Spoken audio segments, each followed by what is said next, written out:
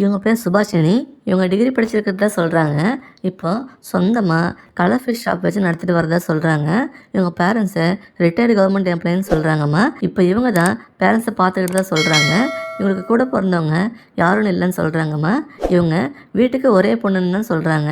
இவங்களுக்கும் ஒரு பொண்ணு இருக்குன்னு சொல்கிறாங்க. அவங்க படிச்சுட்டு வரதா சொல்கிறாங்க. இவங்க ஹஸ்பண்ட் 5 வருஷம் முன்னாடி கடன் ப்ராப்ளமில் சூசைட் பண்ணி இறந்து போயிட்டாங்கன்னு சொல்கிறாங்கம்மா. இப்போ இவங்க தனிமையில் தான் கஷ்டப்பட்டுட்டு இருக்காங்களாம். இப்போ இவங்க செகண்ட் மேரேஜ் பண்ணுறதுக்கு துணை தேடிட்டு இருக்கிறதா சொல்கிறாங்க. இவங்களுக்கு சொந்தமாக வீடு இருக்குன்னு சொல்கிறாங்கம்மா. அப்புறம் பேங்க் பேலன்ஸ் கோல்டுன்னு சேர்த்து வச்சுருக்காங்களாம். அது மட்டும் இல்லாமல் இவங்க பேரண்ட்ஸ் சேர்த்து வச்சுருக்க எல்லாமே இவங்களுக்கு தான் வரும்னு சொல்கிறாங்க. இவங்க என்ன எதிர்பார்க்குறாங்கன்னா, வரப்போகிற துணைக்கு எந்த கெட்ட பழக்கம் இல்லாதவங்களாக இருக்கணும்னு எதிர்பார்க்குறாங்க. கடைசி வர ஒருத்தருக்கு ஒருத்தர் உண்மையாக இருக்கணும்னு நினைக்கிறாங்கம்மா.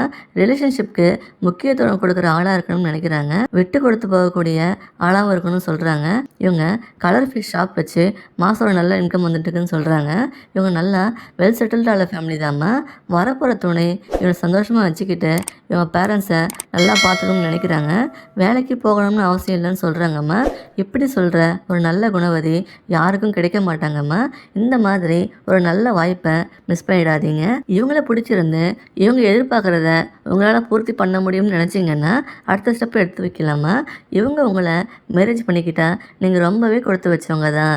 இந்த மாதிரி பல வரங்கள் நம்ம தினசரி பதிவு பண்ணுவோம். அதை மிஸ் பண்ணாமல் பார்க்க சப்ஸ்கிரைப் பண்ணி வச்சுக்கோங்க. வரம் தேடுறவங்களுக்கு நம்ம சேனலை ஷேர் பண்ணி விடுங்கம்மா. இவங்களும் உங்களுக்கு பிடிச்சிருந்தா இந்த வீடியோவுக்கு லைக் பண்ணிவிட்டு உங்கள் விருப்பத்தை கமெண்ட்டில் சொல்லுங்கம்மா. இந்த வீடியோக்கு வர எல்லா கமெண்ட்டையும் இவங்க பார்ப்பாங்கம்மா. அடுத்த வரன்னு பார்க்க இப்போ ஸ்க்ரீனில் வர இந்த லிங்கை கிளிக் பண்ணி பாருங்கள். வாழ்க வளமுடன்.